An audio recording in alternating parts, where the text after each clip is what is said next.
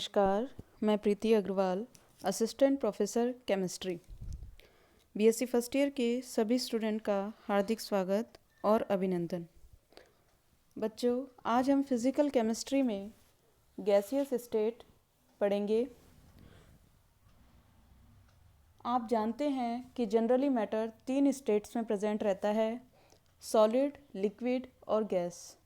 Solid state में intermolecular force of attraction का मान बहुत अधिक होने के कारण उनके बीच में डिस्टेंस बहुत कम होती है, जिसके कारण उनकी डेंसिटी तीनों स्टेट्स में सबसे ज़्यादा पाई जाती है। जबकि लिक्विड स्टेट में intermolecular force of attraction solid state के कंपेयर में कम होने के कारण उनके पार्टिकल्स के बीच में डिस्टेंस अधिक पाई जाती है, जिसके कारण वो डेंसिटी में सॉलिड के कंपेयर में कमी रखते हैं या उनका घनत्व कम पाया जाता है। और बात करें यदि गैसीय स्टेट की, तो गैसियस स्टेट में इंटरमॉलिक्यूलर फोर्स ऑफ अट्रैक्शन बहुत कम होने के कारण उनके बीच में पार्टिकल्स के बीच में डिस्टेंस बहुत अधिक होती है, जिसके कारण गैसीय मॉलिक्यूल गतिशील स्टेट में पाए जाते हैं। इंटरमॉलिक्यूलर फोर्स ऑफ अट्रैक्शन का मान कम होने के कारण गैसियस स्टेट में डेंसिटी काफ़ी कम होती है तथा इनका वॉल्यूम और शेप भी निश्चित नहीं होते। जब दो या दो से अधिक गैसों को मिलाया जाता है तो वो एक होमोजेनस मिक्सचर बनाती हैं। होमोजेनस मिक्सचर से मतलब है वह मिक्सचर जिसमें मिक्सचर के प्रत्येक पार्ट में कंपोजिशन मिक्सचर का समान रहता है, संगठन समान होता है, उसे कहते हैं समांगी मिश्रण। जनरली गैसों को मुख्य रूप से दो पार्ट्स में क्लासिफाइड किया जाता है, आइडियल गैस और रियल गैस। आइडियल गैस वे गैस हैं जो हर टेम्परेचर और प्रेशर पर गैस लॉ को फॉलो करती हैं तथा जिनके पार्टिकल्स के बीच में किसी भी तरह का कोई फोर्स ऑफ अट्रैक्शन प्रेजेंट नहीं होता। जबकि रियल गैसेस वे गैस हैं जो जनरली सामान्य ताप और दाब पर गैस लॉ फॉलो नहीं करती हैं तथा इनके पार्टिकल्स के बीच में फोर्स ऑफ अट्रैक्शन उपस्थित होता है। वास्तविकता में देखा गया है कि आइडियल गैसेस काल्पनिक होती हैं, उन पर आदर्श गैसें अगर हम वास्तविकता में कल्पना करें तो नहीं पाई जाती। अभी हमने बात की कि आइडियल गैसें वे गैस हैं जो प्रत्येक ताप और दाब पर गैस लॉ को फॉलो करती हैं। तो गैस नियम कौन कौन से हैं जिनका आदर्श गैस पालन करती है? तो उन नियमों में सबसे पहले नाम आता है बॉयल्स लॉ का। बॉयल्स ने बताया कि अगर टेम्परेचर कांस्टेंट रखा जाता है तो गैस का वॉल्यूम उसके प्रेशर के इन्वर्सली प्रोपोर्शनल होता है, अर्थात दाब बढ़ाने पर आयतन में कमी आती है। और यदि हम प्रेशर और वॉल्यूम के बीच में यदि ग्राफ प्लॉट करें तो हमें एक हाइपरबॉलिक कर्व प्राप्त होता है जो बताता है कि यदि आप प्रेशर बढ़ाते हैं तो वॉल्यूम कम होता जाता है। उसके बाद नेक्स्ट लॉ आता है चार्ल्स लॉ या गैलुसैक लॉ। यह लॉ क्या कहता है कि कांस्टेंट प्रेशर पर किसी गैस का वॉल्यूम उसके टेम्परेचर के प्रोपोर्शनल होता है, उसके समानुपाती होता है। अर्थात यदि आप स्थिर दाब पर ताप बढ़ाते हैं तो उसके आयतन में भी वृद्धि होती है। और यदि हम वॉल्यूम और टेम्परेचर के बीच में कर्व प्लॉट करें कांस्टेंट प्रेशर पर तो हमें एक स्ट्रेट लाइन प्राप्त होती है। तो ये था चार्ल्स लॉ। उसके बाद नेक्स्ट लॉ आता है प्रेशर टेम्परेचर लॉ और एमर्टन लॉ।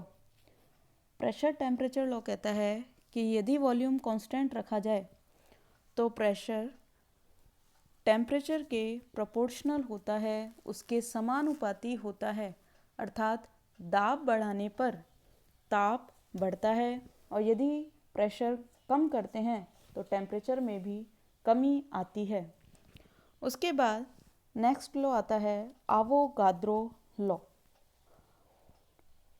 आवोगाद्रो ने बताया कि यदि टेम्परेचर और प्रेशर कांस्टेंट रखा जाए तो किसी गैस का वॉल्यूम उस गैस के मोलों की संख्या के समानुपाती होता है। अर्थात निश्चित ताप और दाब पर आयतन बढ़ाने से मोलों की संख्या बढ़ती है।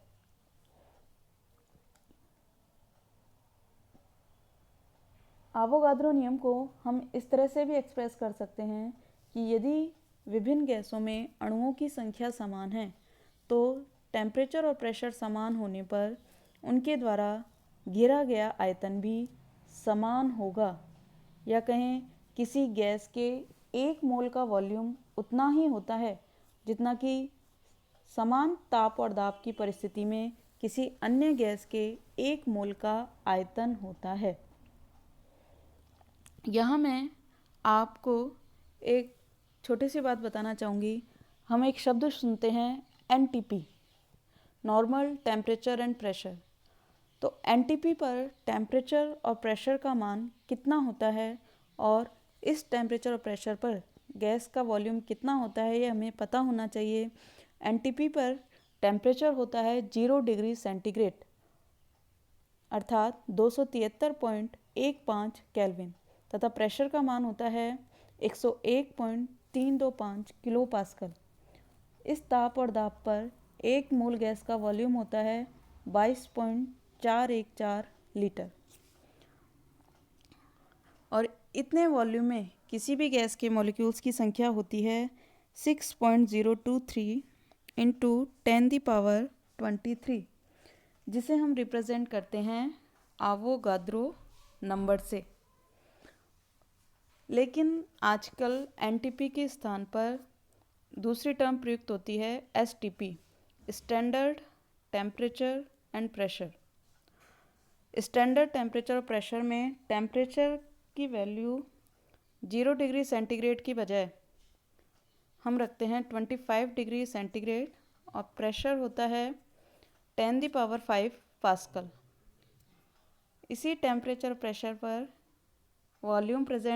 वॉल्यूम का मान आता है हमारा 24.789 लीटर। अतः हम कह सकते हैं कि आवोगाद्रो के नियम के अनुसार एनटीपी पर समस्त गैसों के एक मोल का आयतन 22.414 लीटर होता है। उसके बाद नेक्स्ट टर्म आती है मोल। एक मोल पदार्थ की वह मात्रा है जिसमें मॉलिक्यूल या एटम्स की संख्या उतनी ही होती है जितनी कार्बन 12 के 12 ग्राम में। उसके बाद नेक्स्ट नियम है हमारा grams law of diffusion. Grams law कहता है कि यदि दो बल्बों को जिसमें अलग अलग गैसें भरी हैं और एक ट्यूब द्वारा कनेक्ट किया जाए तो कुछ समय बाद दोनों बल्बों में कंपोजिशन सेम हो जाता है और गैसों की मिक्सिंग की यह विधि डिफ्यूज़न कहलाती है।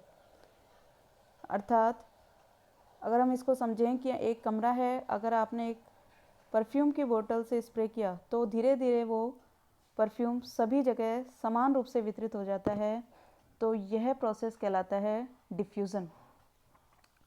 ग्राम ने बताया कि कांस्टेंट टेम्परेचर और प्रेशर पर विभिन्न गैसों के डिफ्यूज़न की रेट उनके डेंसिटी के स्क्वायर रूट के इन्वर्सली प्रोपोर्शनल होती है। अर्थात rate of diffusion is inversely proportional to square root of density.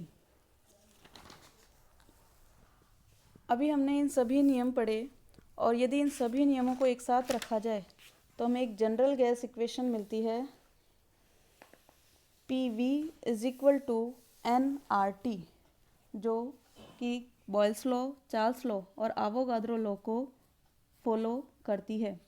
तो वो गैसें जो आइडियल गैस इक्वेशन का पालन करती हैं वह आदर्श गैसें कहलाती हैं। यहाँ R गैस कांस्टेंट को बताता है, जिसकी वैल्यू होती है 8.384 joule kelvin inverse mole inverse. तो आज के लिए बस इतना ही। धन्यवाद।